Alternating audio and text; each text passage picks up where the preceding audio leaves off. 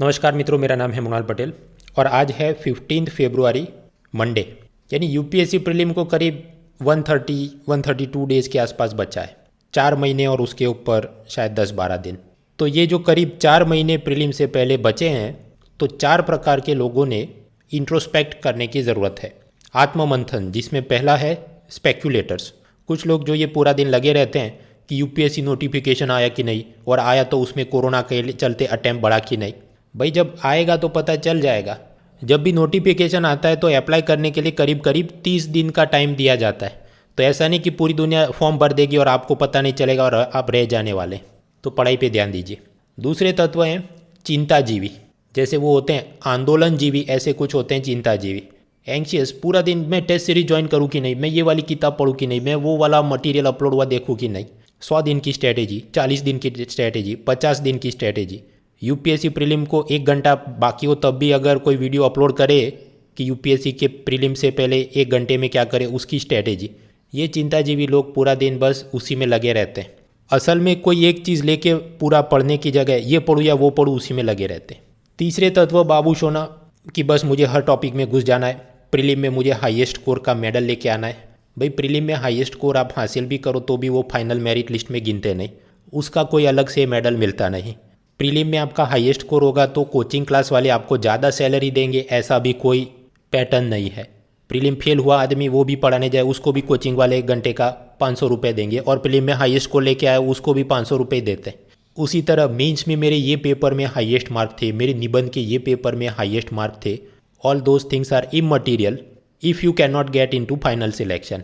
इसलिए हर सब्जेक्ट में जितना ज़रूरी है उतनी तैयारी करो और फिर बाकी नेक्स्ट चीज़ पकड़ो।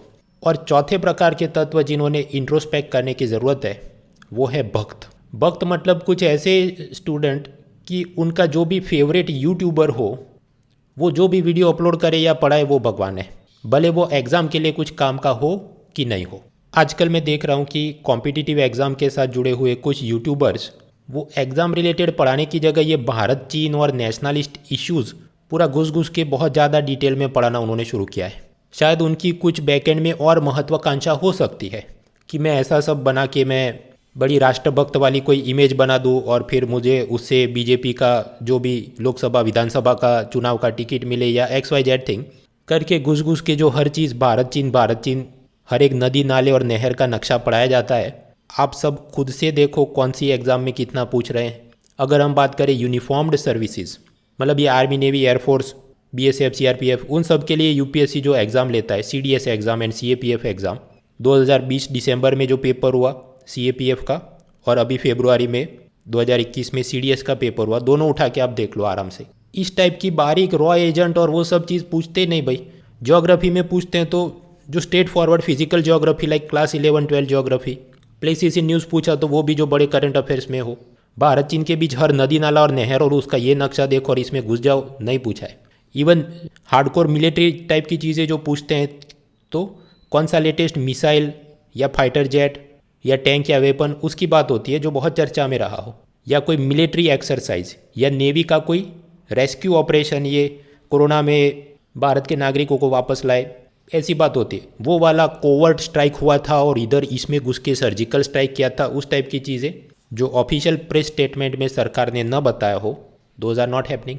तो आप माइंडलेस भक्त न बनिए किसी भी यूट्यूबर के, मेरे भी नहीं। तो ये आज 15 फरवरी मंडे, सबसे पहले हम देख लेते हैं jobs and admission. Skill ministry और Indian institute of management IIM ने मिलकर महात्मा गांधी नेशनल फेलोशिप 2 साल का प्रोग्राम है, जिसमें आपको IIM में पढ़ाया भी जाएगा और डिस्ट्रिक्ट में आपने कुछ इंटर्नशिप भी करनी होगी। ये जो भी ग्राम विकास और दूसरी योजनाओं का आपसे कुछ काम करवाएंगे, फील्ड स्टडी करवाएंगे वगैरह।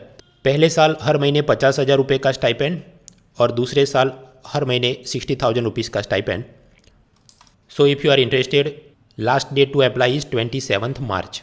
तो ये हुई एडमिशन की बात। अभी नौकरियों की बात करें तो डिपार्टमेंट ऑफ एटॉमिक एनर्जी का असम में प्लाज्मा रिसर्च इंस्टीट्यूट, उधर साइंटिफिक ऑफिसर और साइंटिफिक असिस्टेंट की रिक्रूटमेंट है। इसके अलावा फैकल्टी जॉब्स में institute of technology Gopeshwar Dehradun और IIT खड़गपुर में फैकल्टी जॉब्स। खैर मेन मुद्दे पे आते हैं। Page 1, food corporation of India, जिसका काम है किसानों से मिनिमम सपोर्ट प्राइस पर अनाज खरीदता है, और गरीब लोगों को नेशनल फूड सिक्योरिटी एक्ट में वो अनाज सस्ते में बेचता है।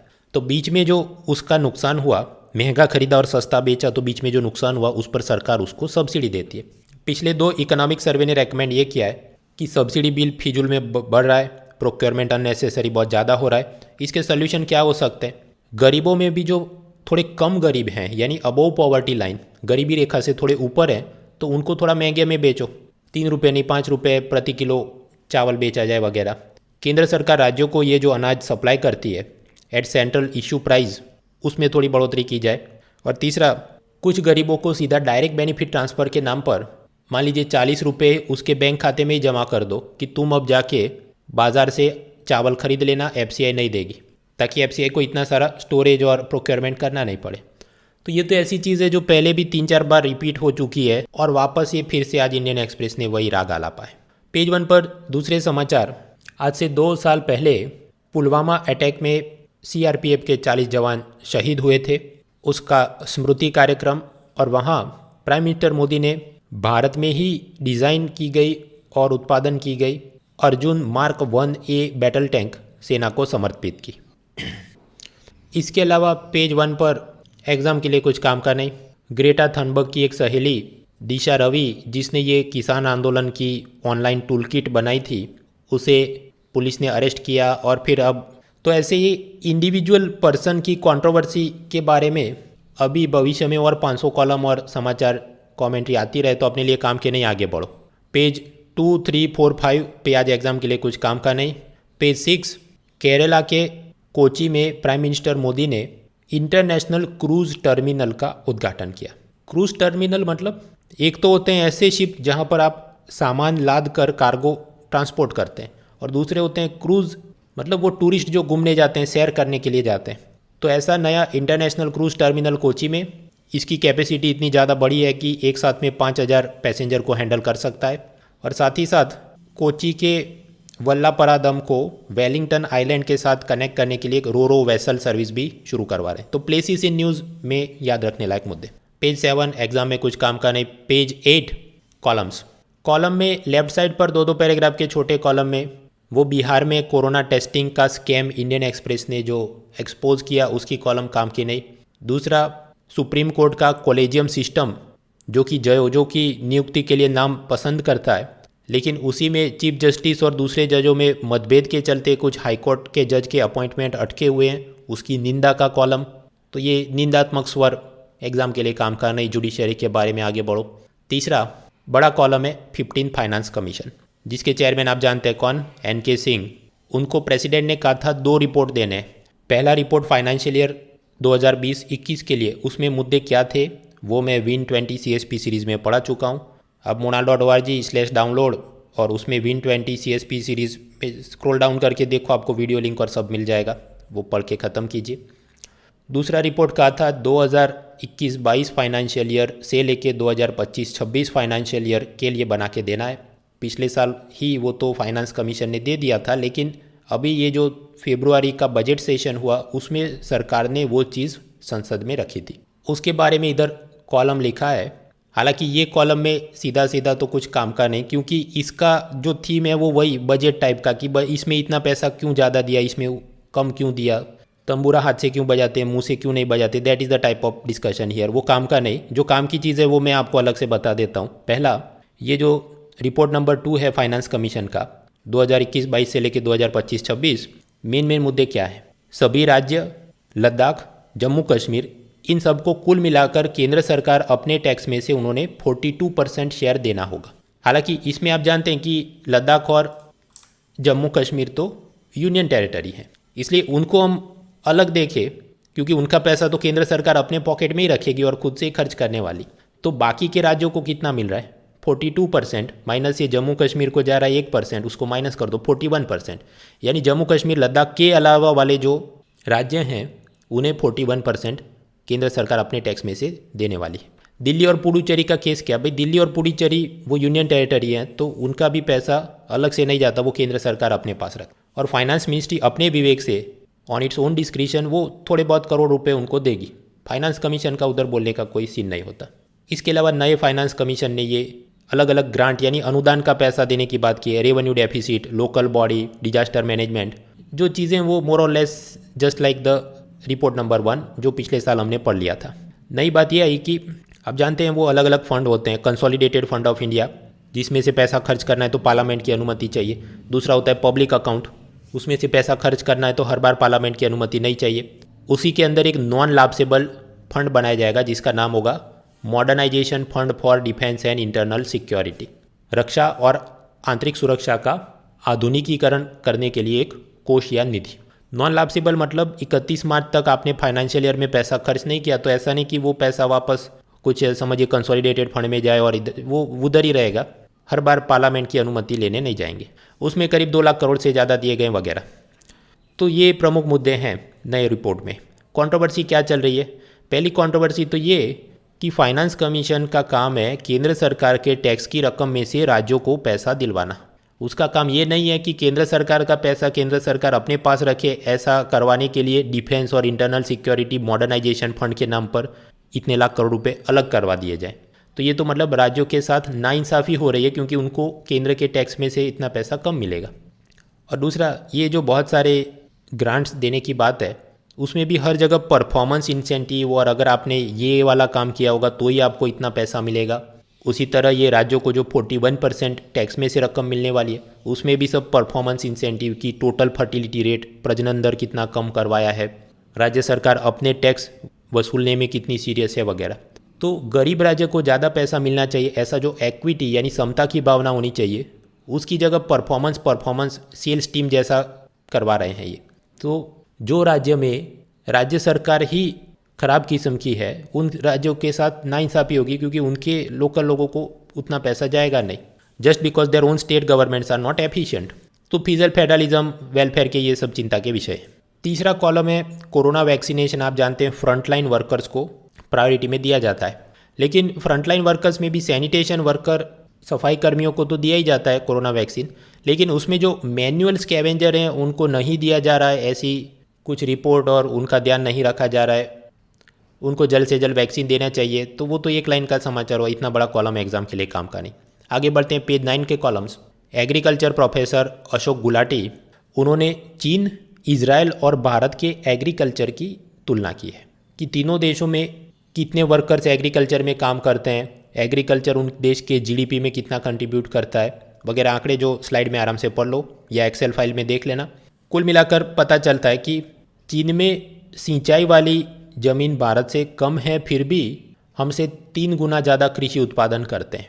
और उसका कारण उन्होंने अपना एग्रीकल्चर और एग्रीकल्चर मार्केट 70s और 80s के दशक में ही सुधार दिया था, जबकि भारत में तो 1991 में एलपीजी रिफॉर्म्स लिए वो भी सिर्फ मैन्युफैक्चरिंग सर्विस सेक्टर की ओर था, एग्रीकल्चर का कुछ नहीं हुआ। तो इतने सालों तक क्योंकि फार्म रिफॉर्म नहीं हुए थे इसलिए हम लोग पिछड़े रह गए। इजराइल एग्रीकल्चर की बात की है तो क्योंकि वहाँ तो रेगिस्तान जैसा माहौल है, पानी की बहुत किल्लत है, तो वो सिर्फ ऐसी चीज़ें उगाते हैं जहाँ पर पानी का जितना खर्च है उससे ज़्यादा उनको कमाई होने वाली हो। For example citrus fruit, dates यानी खजूर, ऑलिव्स, और फिर उसको एक्सपोर्ट करें ताकि मान लीजिए उन्होंने 10 रुपये का पानी खर्च किया और सामने 60 रुपये कमाई हो रही हो, then it makes some sense. तो यानी कि वाटर अकाउंटिंग को वो बहुत सीरियसली लेते हैं क्योंकि उन्होंने समंदर से खारा पानी उसका डिसलिनेशन करना पड़ता है, शहरों से जो अर्बन वेस्ट वाटर उसको रिसाइकल करते हैं, तो उसका भी खर्चा, इसलिए हमेशा वाटर अकाउंटिंग बहुत सीरियसली करते हैं। जबकि भारत में लोक लुभावन पॉपुलिज्म के लिए किसानों से मिनिमम सपोर्ट प्राइस पर सरकार दे दनादन चावल खरीदती है, पर्टिकुलरली फ्रॉम पंजाब, जिसके चलते किसान दूसरे सब क्रॉप्स की जगह चावल उगाना पसंद करते हैं, लेकिन उसमें जितना पानी यूज़ होता है तो पंजाब का वाटर टेबल डिक्रीज़ हो रहा है वगैरह वगैरह। तो मतलब चीन और इजराइल से हमने ये सब सबक लेने की ज़रूरत। मेंस पेपर 3 में एग्रीकल्चर का मुद्दा। पेज 9 पर एग्रीकल्चर का एक और भी कॉलम है, महेश जगाड़े। अब इन्होंने कुछ ये कहा कि एमएसपी की जगह कुछ नई चीज़ होनी चाहिए, first trade minimum price FTMP। तो ये क्या हम लोग तैयार करने बैठे? जवाब है ना। रघुराम राजन, अरविंद सुब्रमण्यन, कृष्णमूर्ति सुब्रमण्यन, नीति आयोग, ऐसी कोई बड़ी संस्था कुछ प्रपोज करे तो करना चाहिए। हर एक कॉलमनिस्ट अपनी बुद्धिमत्ता से जो कोई चीज़ प्रपोज करे तो वो अपने आप एग्ज़ाम के लिए काम की नहीं हो जाती। और अगर आप सोचे कि नहीं मैं तो ये लिखूंगा और एग्जामिनर मुझे ज़्यादा मार्क देगा, भाई उसने अगर पढ़ाई नहीं होगा ये चीज़ तो वो उसको इतना क्लिक नहीं कर पाएगा जैसा कि कोई नीति आयोग या इकोनॉमिक सर्वे या इंटरनेशनल रिपोर्ट की बात होती। ऐसा ही तीसरा कॉलम है वो टूल किट और फार्म प्रोटेस्ट काम का नहीं, आगे बढ़ो। पेज 10 में एग्ज़ाम के लिए कुछ काम का नहीं। एक तो हमने कल ही पढ़ा था वर्ल्ड बैंक का रोड एक्सीडेंट के बारे में रिपोर्ट, उसके आंकड़े देखे थे। अब उसी को और ज़्यादा डिटेल में बनाकर इधर की इतना नुकसान इतना फला टीम का, भाई एक हद से ज़्यादा रोड एक्सीडेंट वो सिलेबस का अलग से टॉपिक नहीं, जैसा डिजास्टर मैनेजमेंट सिलेबस का अलग से टॉपिक है, तो इतना घुस के पढ़ने का भी फायदा नहीं। मेन आंकड़े कल पढ़ लिए थे, वापस देख लेना।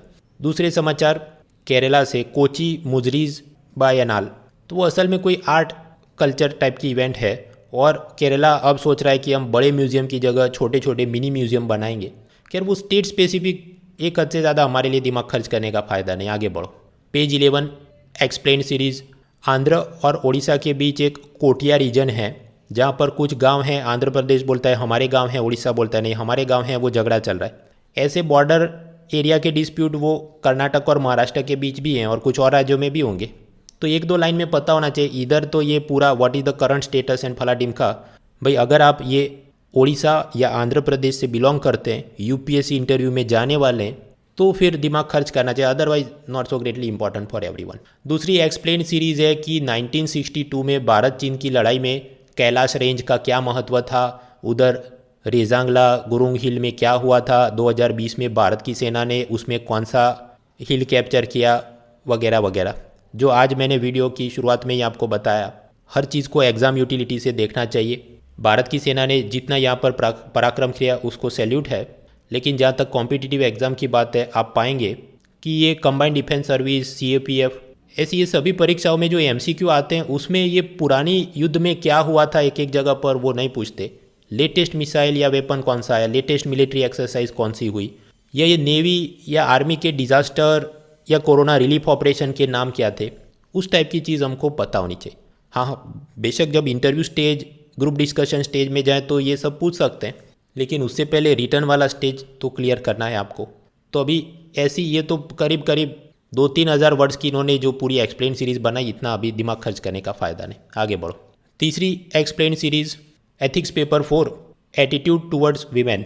नेपाल सरकार एक नए कानून के बारे में सोच रही है कि नेपाल से 40 साल से कम उम्र की महिला अगर विदेश में जा रही हो तो उसके परिजनों ने लेटर ऑफ कंसेंट मतलब अनुमति पत्र सरकार में जमा करना होगा कि हाँ हमारी मर्जी से, हमारी जानकारी से ये हमारे घर की बहन, बेटी, बहू वो विदेश में जा रही है।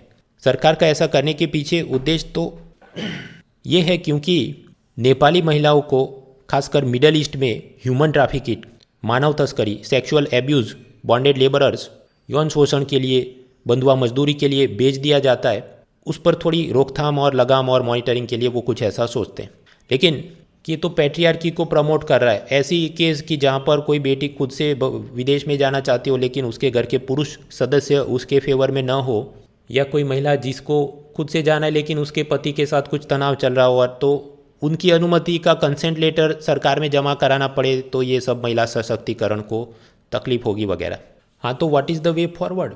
ये जो ह्यूमन ट्रैफिकिंग, मानव तस्करी हो रही है तो उसके चलते कुछ लेटर या डॉक्यूमेंटेशन हो वो तो ज़रूरी है, लेकिन ये जो है कि सिर्फ पुरुष दे सकता है और वो लेटर ऑफ कंसेंट यानी अनुमति दे सकता है वो चीज़, तो उसकी जगह कुछ और होना चाहिए कि फैमिली का कोई भी मेंबर, महिला या पुरुष, माता या पिता, भाई या बहन, वो लेटर ऑफ कंसेंट की जगह कुछ दूसरा इन्फॉर्मेशन कि हाँ हमको पता है, हमारी जानकारी है कि वो जा रहे हैं या ऐसा कुछ, उस टाइप की चीज़ होनी चाहिए। खैर नेपाल में ये कानून बनेगा या नहीं ऐसा अपनी एग्ज़ाम में सीधा काम का नहीं, लेकिन ऐसे हर एक देश से कुछ ना कुछ मुद्दे आप एटीट्यूड टूवर्ड्स वीमेन देखते जाएं। जैसे अभी हमने ये नेपाल देखा, कुछ दिन पहले याद करो वो जापान का ओलंपिक कमेटी का चेयरमैन वो ऐसा बोल रहे थे कि ओलंपिक बोर्ड में ज़्यादा महिलाएं होंगी तो बहुत ज़्यादा चर्चा होगी और टाइम पे मीटिंग ख़त्म नहीं कर पाएंगे क्योंकि महिलाओं को बहुत ज़्यादा बोलने की आदत होती है। तो ये सब ऐसे छोटी छोटी चीज़ें जो हमें दिखाती है कि जब तक सत्ता में रहे लोग वो ऐसी पितृ प्रधान मानसिकता रखते हैं तो महिलाओं के उत्थान में चुनौतियाँ आती।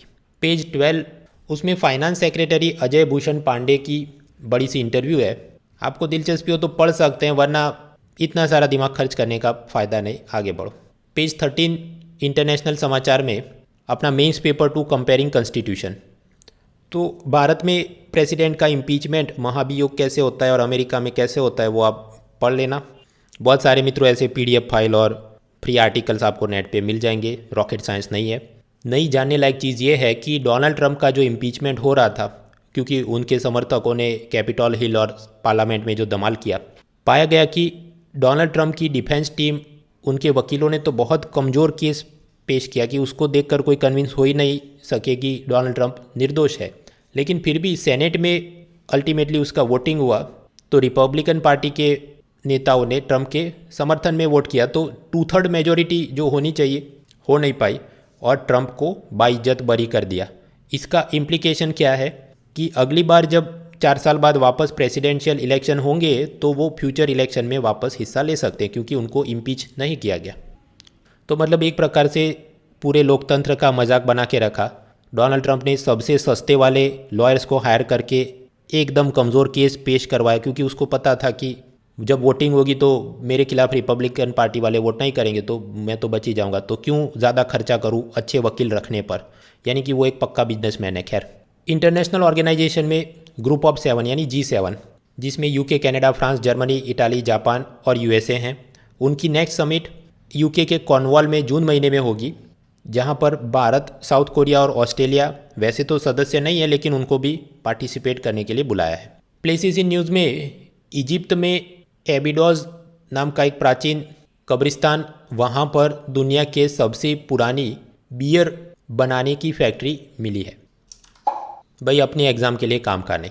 Page 14 economy, FASTag system. FASTag मतलब क्या, वो आपके कार के विंड स्क्रीन में ही वो एक प्रकार का रेडियो फ्रीक्वेंसी आइडेंटिफिकेशन का RFID आप टैग स्टिकर लगा दो और मोबाइल की मदद से उसमें आप मान लीजिए 100 रुपये ऐड करो, तो फिर आप टोल नाके पर आपकी गाड़ी जाएगी, अपने आप उसमें से जो 40 रुपये काटने हो वो काट लेगा, ताकि जल्दी जल्दी ट्रैफिक मूव कर सके और ये छूटे पैसे और टोल का पैसा देना है उसमें टाइम वेस्ट कम हो। 15 फरवरी मध्य रात्रि से ये चीज़ कंपलसरी हो जाएगी सभी नेशनल हाईवे पर, और अगर उसके बाद किसी ने ऐसा टैग नहीं लगाया होगा तो फिर वो तो हाथ से कैश देगा, लेकिन उस पर 2 गुना ज़्यादा टोल फीस उसने देनी होगी। खैर, ये तो पुराने समाचार तो पहले से आपको पता होने चाहिए। दूसरे समाचार है प्रोडक्शन लिंक्ड इंसेंटिव। वो ये था कि आप भारत में कुछ मोबाइल या लिथियम बैटरी या कुछ मैन्युफैक्चरिंग का फैक्ट्री लगाओ, तो बेस ईयर के सामने आपके कितने ज़्यादा सेल्स हुए उस हिसाब से आपको इतने % सब्सिडी मिलेगी। ऐसी एक योजना जो हम पहले पढ़ चुके थे, तो वो तो फिजिकल मतलब वस्तुओं के ऊपर मिलती थी। सॉफ्टवेयर और डिजिटल चीज़ों पर वो स्कीम नहीं थी, लेकिन सरकार सोच रही कि वहाँ पर भी शायद जारी कर सकते हैं, तो जब करेंगे तो देखेंगे, अभी से उसमें घुसने का फ़ायदा नहीं। इसके अलावा इकोनॉमी में वही, राजस्थान में पेट्रोल 99 रुपीज़ पर लीटर हो गया। ONGC का प्रॉफिट कितना बढ़ा या कम हुआ, ball by ball comment is not important.